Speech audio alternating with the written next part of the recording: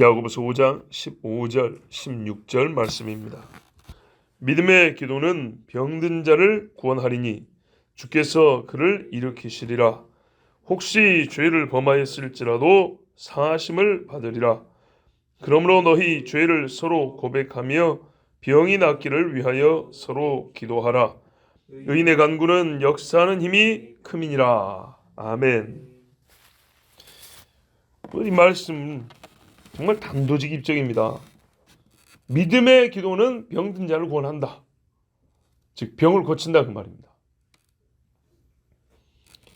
믿음으로 기도하면 병든 자가 낫습니다. 하나님께서 그를 일으켜 주십니다. 다만 하나님께서 그를 일으키시기 때문에 때로는 하나님의 뜻이 있어서 나의 기도를 안 들어주신 것처럼 여겨지는 그런 때가 있습니다. 여겨지는 것이 아니라 안 들어주시는, 지금 당장은 안 들어주시는 그런 경우가 있습니다. 모세가 미리암을 위해서 기도했잖아요. 나병 고쳐달라고. 그때 하나님 뭐라 그랬어요? 응답을 해주는데 일주일 그랬어요. 그렇죠. 또 뭡니까? 예수님이 그 눈 고쳐주실 때도 실로암에 가서 씻으라 그랬어요. 뭔가가 추가되는 경우가 있습니다. 그러니까는 그런 경우를 우리가 종합적으로 볼 때 지금 기도하면 지금 당장 나아야지. 고쳐준다는 말이 항상 즉시로를 포함하는 건 아닙니다. 또 내가 원하는 방식과 정도를 의미하지도 않습니다. 때로는 일생 기도에도 하나님이 안 고쳐줄 때가 있습니다. 오늘 말씀은 가장 기본적인 말씀입니다. 하나님이 믿음으로 기도하면 고쳐준다는 대원칙을 말한 겁니다. 이건 항상 맞아요. 그러니까 믿음 없이 기도하면 절대 안 고쳐주고요. 기도하지 않으면 하나님이 고쳐주는 일 없습니다. 기도하되 믿음으로 기도하면 고쳐준다입니다. 그러니까 어떤 경우에 하나님이 사람의 병을 고쳐주냐면 믿음으로 기도할 때에 고쳐줍니다. 믿음의 기도가 있지 않을 때는 어떤 수를 써도 하나님이 고쳐주는 일은 없습니다. 이해되시죠? 하나님이 고쳐주는 경우는 믿음의 기도가 있을 때입니다. 그러니까 믿음의 기도가 없이 다른 여러 가지 수단과 방법을 사람이 쓰건 하나님이 쓰건 고쳐주지 않습니다. 다만 믿음의 기도가 있을 때 고쳐주시는데 믿음의 기도로 고쳐주시되 그 기도가 하나님이 고쳐주실 즉 하나님의 역사의 조건에 충족하지만 그 기도를 응답해 주는 것보다 더 나은 하나님의 계획과 선한 뜻이 있을 때 이게 유보되거나 하나님께서 다른 방식으로 고쳐주거나 아니면은 안 들어주시는 것처럼 보이는 때도 있다 그 말입니다. 그러니까 아예 믿음의 기도가 아니면 병이 고쳐지는 일 자체가 없고요. 믿음의 기도가 있으면 병을 고쳐주지만 때로 하나님의 깊은 섭리에 따라서 우리가 원하는 바와 다른 응답을 주실 때가 있다 그 말입니다.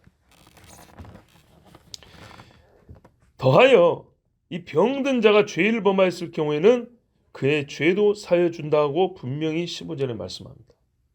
자, 그러면 이 말은 잘못 생각하면 병치유가 곧 죄삼이라는 등식으로 오해될 수가 있죠. 그렇지는 않습니다. 왜냐하면 실제로 성경에 병치유를 받았다고 해서 다 죄사함을 받은 건 아니거든요. 그렇지 않습니까? 병을 고침받았다고 다 구원받은 건 아니잖아요. 그럼 어떤 경우에 이런 일이 일어나는가? 기도를 통하여 회개가 일어났다는 얘기입니다. 병의 치유 과정 중에 병든 자가 자기 죄를 깨닫고 회개하는 역사가 동반됐다는 얘기입니다. 어제도 말씀드렸지만 의사는요 당신 죄 때문에 이럽니다 소리를 안 합니다. 그렇죠? 그러나 예수 믿는 사람은 그렇게 말합니다. 특별히 우리 14절에 교회 장로를 청하여, 그러니까 저희 같은 목사나 장로님들을 얘기한다고 그랬어요. 이런 교회에 일꾼들이 와서 그 사람의 병 낫기를 위해서 기도할 때 마음에 감동이 일어나서 사실은요 장로님, 사실은요 목사님, 제가요 이러이러고 고백하는 경우가 있습니다. 또는 자기 마음 안에서 회개가 막 자동적으로 일어날 때가 있습니다. 의사에게서는 그런 일을 그런 뭡니까 고백이 나오지도 않고 마음의 감동이 일어나지 않습니다. 그게 순전히 의료 기술적인 문제를 논하기 때문에. 그러나 이 교회 장로란 분들 와서 뭐 영적인 이야기를 한단 말이죠. 영감 있는 자들 와서 영적인 교감이 이루어진단 말이죠. 눈에 보이지 않지만 이럴 때 사람 마음에 누가 뭐라 하지도 않았는데 스스로 말하고 싶어집니다. 자기의 부끄러운 죄, 양심에 찔려서 하나님 앞에 용서받고 싶은 마음이 이렇게 막 솟아납니다. 그래서 회개를 동반합니다. 곧 죽어가는 사람이 가서 예수 이름으로 하나님 고쳐주십시오 막 기도하면 뭐라 하냐면 이 사람이 눈물을 흘면서 고맙습니다 하면서 제가 지금까지 잘못 살았습니다. 여기를 전로한다고요. 전로해요. 그런 메커니즘 속에서 죄사함이 일어나는 겁니다. 그러니까 병이 나으니까 자동적으로 죄를 용서받았다 그런 말은 아닙니다. 병을 낫기를 기도하는 자들이 믿음을 가진 사람들이고 영적인 권면을 하고 하나님의 능력을 선포하고 하나님의 영의 감동을 받아서 기도를 하니까 그 기도 가운데 심령의 감동과 변화가 일어나서 죄를 고백하는 일이 있고 죄를 고백함과 동시에 치유의 역사가 더 강력하고 빠르게 나타나고 우리가 또 간증을 통해서 이런 경우를 많이 들어서 알고 있습니다. 이 말이 맞다는 게 16절 보면 확실합니다. 이러므로 자 어떻게 해요? 믿음의 기도는 병든 자를 일으키고 죄를 범하였을지라도 사함을 받기 때문에 너희는 어쩌라고요? 믿음으로 기도하라 그 말이죠. 근데 믿음으로 기도하라 그러지 않고 다른 말로 바꿔서 그 내용을 좀 더 구체적으로 뭐라 그래요? 너희 죄를 서로 고하며 병 낫기를 위하여 서로 기도하라 그랬어요. 여기에 죄 고백이 나오잖아요. 그러니까 죄 고백이 없이 죄 용서가 이루어지지는 않습니다. 병 낫기를 위하여 기도할 때에 감동을 통해서 죄 고백이 나오고 이를 함께하여 죄 고백과 병 낫기를 위한 기도가 함께 있어야 한다 이렇게 말하고 있습니다. 죄는 속에 감추어 있지만 병 낫기를 구한다고 해서 죄가 자동적으로 사라지는 건 절대 아닙니다. 오히려 오늘 말씀은 분명히 죄를 고백하는 일이 있기 때문에 병 낫기를 위한 기도가 효과적이 된다는 것을 가르쳐주고 있습니다. 또 서로 고하고 서로 기도하라 그랬죠.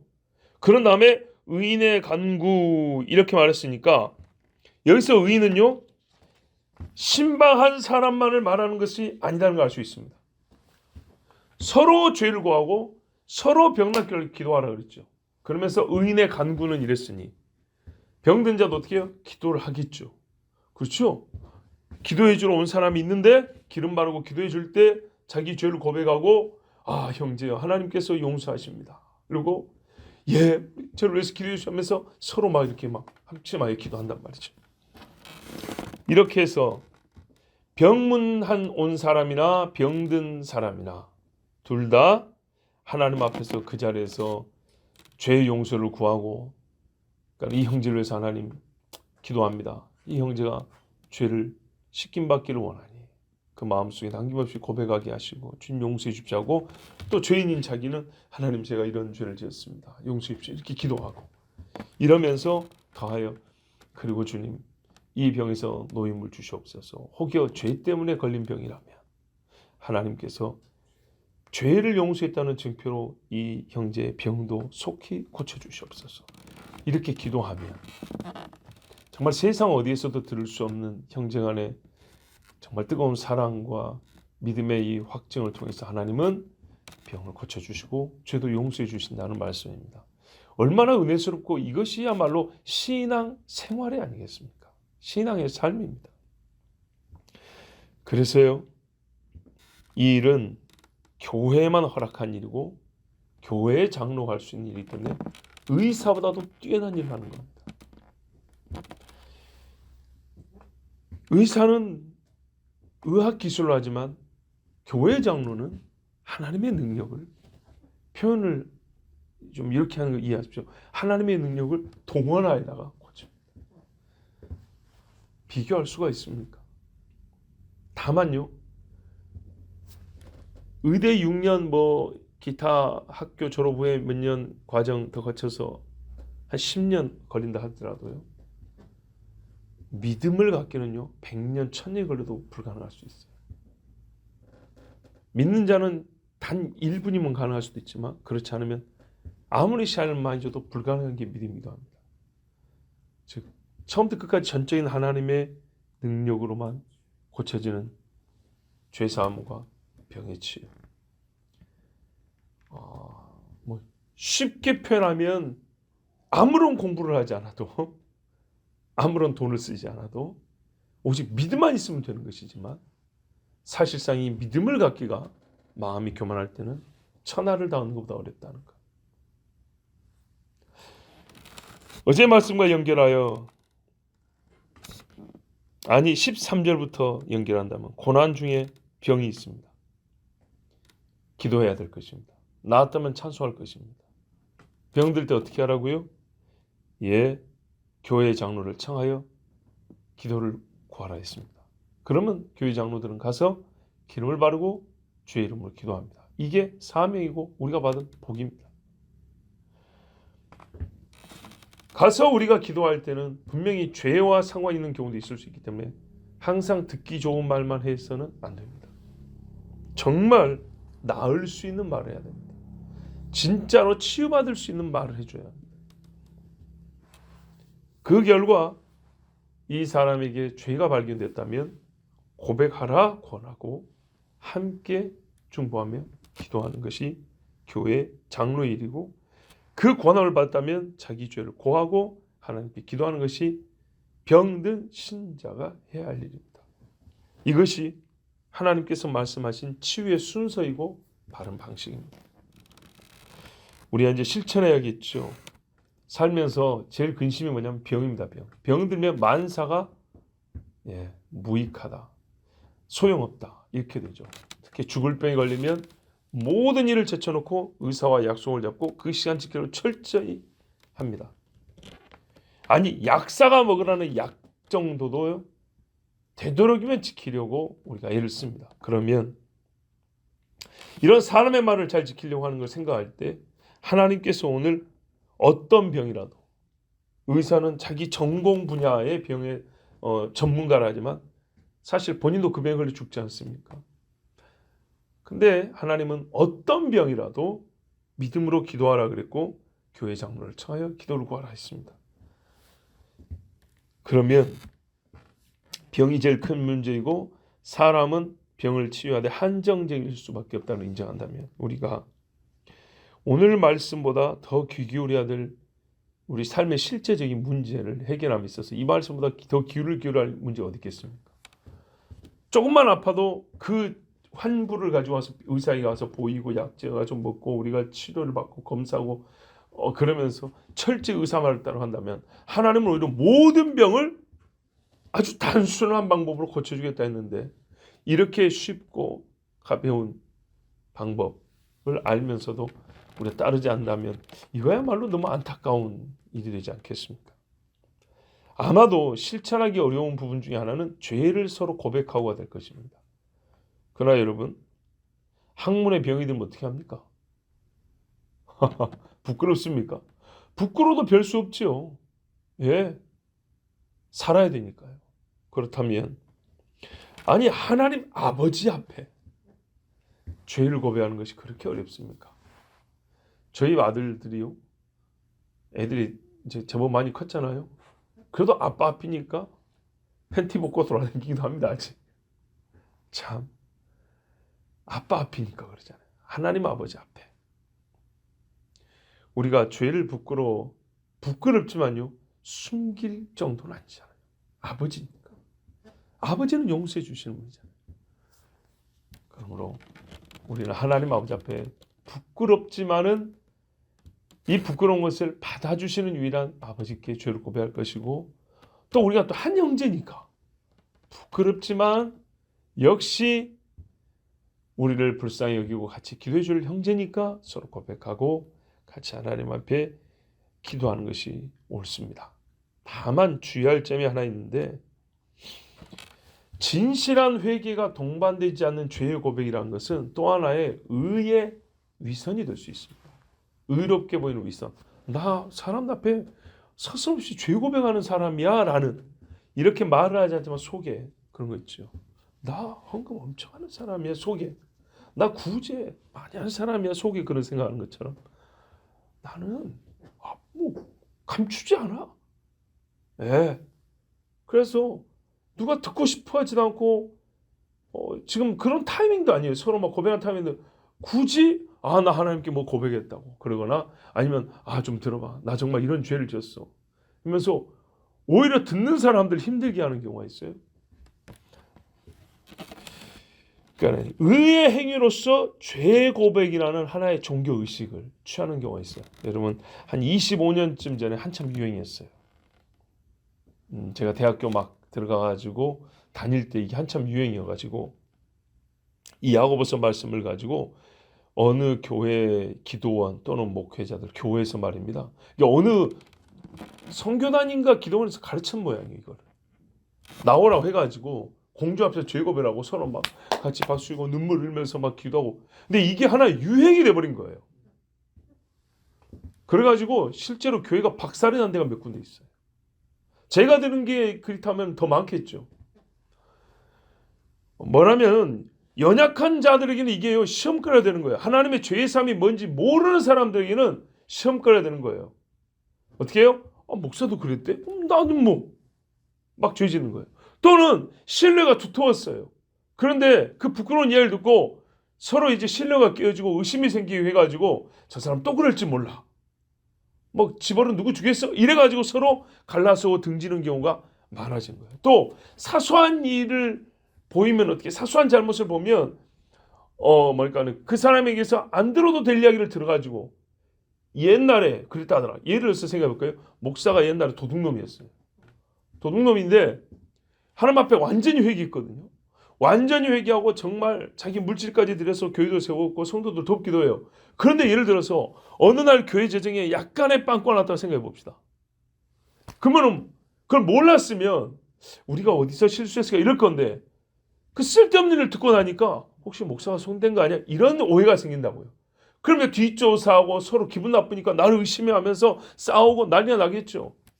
그런 거죠. 예를 들면 그런 거예요. 음행의 문제도 마찬가지. 옛날에 우리가 80년대 90년대 목사들 중에 전직 깡패가 몇 명이요. 전직 무당이 몇 명이요. 전에 포주 노래하고 기둥서방 했다는 사람도 몇 명이요. 그런 인물들도 목사 돼가지고 간증하고 부흥사 되고 셀 수 없이 많아요. 저는 그렇죠. 그런 사람들이 과거의 사람이 아니기 때문에 우리가 죄종으로 인정하고 존중하는 거죠.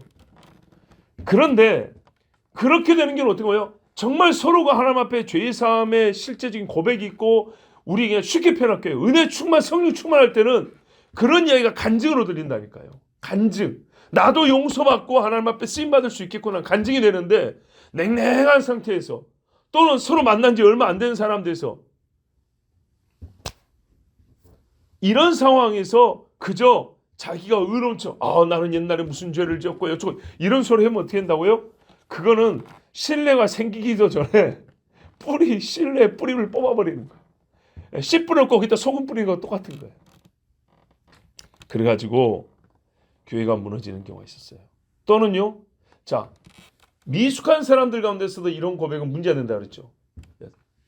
반대로요, 매우 자기가 성숙하다고 여기는 사람들이 있어요. 정말 성숙하다고 여기는 사람들끼리 모였을 때 이런 일이 이제 자주 있어요. 만나면 나 무슨 죄 있었어? 너는 나도 그래갖고 어떤 일이냐? 좀 더 센 것을 고백하기 위해서 이제 내기를 하는 것처럼 그런 거예요. 예. 약한 걸 말하면 아직 비양심적인 것 같고 그래서 더 센 걸 고백해야 더 깨끗한 사람, 더 더러운 걸 고백해야 더 의로운 사람, 막 그래가지고 은근히 보이지 않는 경쟁이 일어나가지고 진짜 말하면 바리새인 집단 되는 거예요. 자기 의의를 더 쌓는 자칭 성숙하다는 사람 앞에서는 이런 일이 벌어지는 거예요. 그럼 어떻게 해요? 진짜 죄인이 그 집단에 들어왔을 때는 어떻게 해요? 아직 준비도 안 되는데 죄 고백해보세요. 죄 고백하면 마음이 시원해지고 하나님께서 용서해. 이런 이상한 종교 논리를 갖게 되죠. 과연 그렇게 됐을 때 즉 하나님 주신 신앙의 절차를 이렇게 건너뛰기 하고 기초가 없이 정말 은혜 체험이 없이 가장 고상하다는 사람들의 종교 의식, 종교 행위를 습득을 했을 때 이거는 뭐 바리새인 되는 지름길 아니겠습니까? 이래서 문제가 되는 겁니다. 저도 목회 생활 중에 이런 일이 필요할 때가 있습니다. 앞에 있는 지체를 살리기 위해서 나의 죄를 고백해야 될 때가 있습니다. 근데 문제는 뭐냐면 그게 타이밍이 중요해요. 정말로 지금이 그때인가? 그리고 어느 정도까지 허용이 되는가? 그리고 뭐랄까요? 이 사람도 역시 진실해야 되는 거예요. 1대1의 경우도 그렇고요. 단체로 할 때도 마찬가지예요. 단체로 할 때는 한 사람 한 사람을 다 체크할 수 없지만 전체적으로 이 공동체와 내가 어디 정도까지 서로 나눌 수 있는가? 또 나눌 수 있다고 해서 항상 나누는 것은 아니죠. 필요할 때 하는 거죠. 필요할 때. 지금이 그때인가? 이 타이밍을 잡기가 쉬운 일이 아닙니다. 그런데 하나님께서 지금까지 제 개인 신앙생활과 또는 목회생활 중에서 몇 번의 그런 때를 허락해 주셨는데 감사하게도 정말로 다 은혜의 시간들이었어요. 서로 간에 은혜의 시간. 그래서 저 역시도 반대로 말이죠. 누군가 처음 저를 만나서 얼마 안 됐는데 목회자인 저한테 신뢰를 얻고 싶어가지고 자기의 과거의 죄나 부끄러운 일을 그냥 먼저 고백하는 경우가 있어요. 제가 요즘 말로 워워 시킵니다. 나는 그걸 듣고 싶지 않다. 그런 이야기를 함부로 말하는 게 아니다. 그러니까 본인은 그 죄에 대해서 이제 은혜 받아서 바뀌었다는 얘기예요. 그러나 그것이 말할 때가 있고 쓰여질 때가 있다. 그건 부끄러운 일 아니냐. 부끄러운 당신을 하나님께서 지금 의인으로 만들어 주셨다는 이 극적인 체험의 이야기지만 그것이 말할 땐 반드시 부끄러운 이야기가 동반되어야 되기 때문에 부끄러운 내가 떳떳한 내가 되었다는 이 과정을 얘기하는 것이 전체로서는 간증이지만 이 전반부는 부끄러운 얘기를 해야 되잖아요. 그렇다면 이 전반부의 부끄러운 이야기를 들을 수 있는 사람과 들어야 될 때가 있다는 거죠. 때가. 그런데 목회자인 나에게 빠른 시간 내에 신뢰를 얻고 싶고 어떤 호감을 좀 얻기 위해서 나 그만큼 바뀐 사람이고 그만큼 변화된 간증 체험이 있다는 것을 인식시켜주기 위해서 그런 말을 하는 경우에 저는 그를 되도록이면 부끄럽지 않게 그 이야기는 지금 할 때가 아닙니다. 하나님께서 형제에게 혹은 자매에게 그런 경험을 하게 하신 것은 본인을 구원하신 것이고 두 번째는 꼭 당신 같은 사람을 살려야 할 때, 꼭 당신 같은 사람이 정말 주님을 만날 수 있는 계기를 하나님이 제공하는데 그때 당신을 쓰신다 하면 그때 말을 하는 것이지 그냥 여러 믿음의 사람들한테 그냥 쉽게 말하면서 나 이렇게 은혜를 받았다고 이건 간증도 안 된다. 말 안 해도 다 아니까 조용히 때를 기다리고 정말로 하나님께서 나의 이 부끄러운 이야기 그러나 나를 살리신 이 귀한 이야기가 이 사건이 지금이 이 영혼을 위하여 쓰여질 때구나 싶을 때 기도하고 그때 말하십시오. 그러면 그 절망하고 죄에 빠진 영혼을 구할 수가 있습니다. 자, 오늘 말씀 분명합니다. 병들었다. 인생의 가장 심각한 문제. 기도하라입니다. 그런데 교인이기 때문에 교회에 기름 부음 받은 종들을 부르라. 그럼 그들은 가서 기름을 바르고 병 낫기를 위해 기도하라. 이 기도가 의인들의 기도가 진실하다면 죄 고백이 나올 것이고 죄를 고백하는 권면도 나올 것이고 서로에게 영적으로 느껴지거든요. 그러면은 그때 부끄러워하지 말고 상호 안에 사랑하여 죄의 사함을 위하여 회개 기도를 하고 또 병 낫기를 위해 기도하라. 이보다 아름다운 신앙의 행위가 없으니 하나님이 반드시 일으켜 줄 것이요. 죄도 용서해 주신다는 말씀입니다. 그래서 이 의인들의 기도는 역사하는 힘이 많으니라. 역사하는 힘이 크다. 사람의 힘은 크다고 한 적이 없습니다. 성경에. 하나님께서 그 기도를 들으시고 역사해 주십니다. 꼭 이 귀한 신앙의 실천이 우리 있기를 바랍니다. 기도하겠습니다. 아버지 하나님 감사합니다.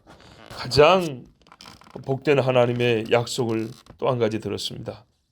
그리고 주님, 우리가 어찌하면 이 은혜의 말씀을 정말 복되게 활용하고 적용할 수 있는지도 들었습니다. 아버지, 이제는 행하게 하옵소서. 내가 병들면 교회 장로님들의 기도를 부탁하게 하시고, 또한 부탁을 받은 이들은 기름을 바르며 예수 이름으로 기도하되 서로가 죄의 고백을 하여 회개의 기도와 함께 병을 온전히 치유받는 은혜를 체험케 하옵소서. 아버지, 우리가 하나님 앞에 뭐 부끄러울 거 있습니까? 주님 앞에는 숨길 것도 없습니다. 다만 사람끼리에서는 혹 우리의 교만과 자기 의로 말미암아 허물과 또 다른 죄가 양산될까 두렵사오니 우리의 입술을 절제하게 하시고 우리의 마음을 다스려 항상 주의 말씀을 행할 때는 겸손과 지혜로 행하게 하여 주시옵소서. 그래야 우리 중에 많은 이들이 함께 기도함으로 죄 용서도 받고 병도 치유받는 하나님의 큰 은혜 위에 은혜를 더 받는 교회가 되게 하옵소서. 예수 그리스도의 이름으로 기도하옵나이다. 아멘.